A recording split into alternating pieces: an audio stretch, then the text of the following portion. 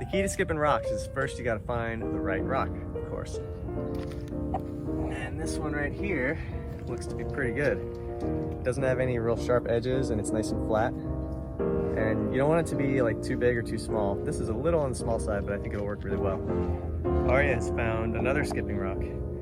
It's got a little bit of a blade type edge, so as long as it doesn't angle down into the water, we'll be okay.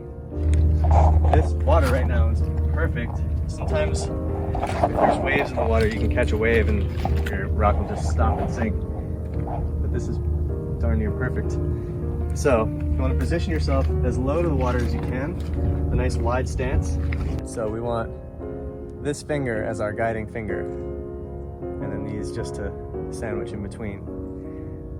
And then you want to throw as low to the water as you can without throwing it down or out too far.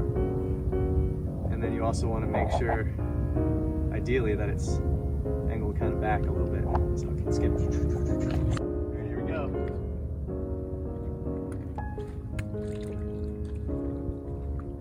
Nice. It's a pretty good one.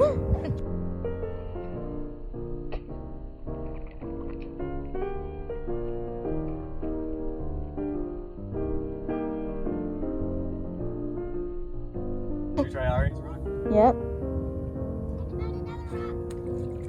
Whoa! That was good, Ari. Did you see that?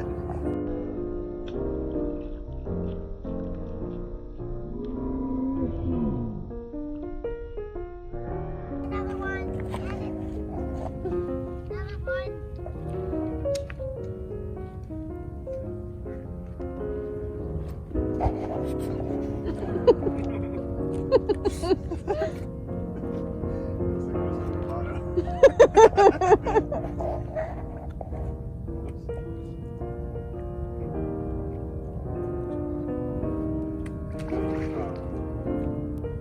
Daddy, I found one. All right, I'll be right there.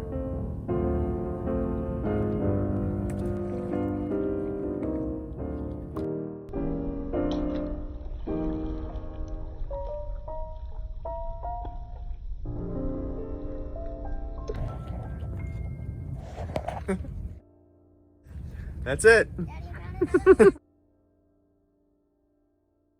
After we made our rock skipping video, we actually watched a video by Mark Rober, who does all sorts of interesting scientific videos.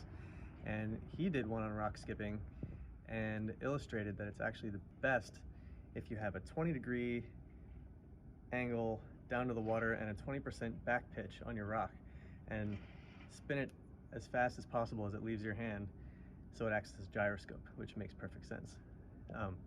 The thing that was a surprise to us was the angles.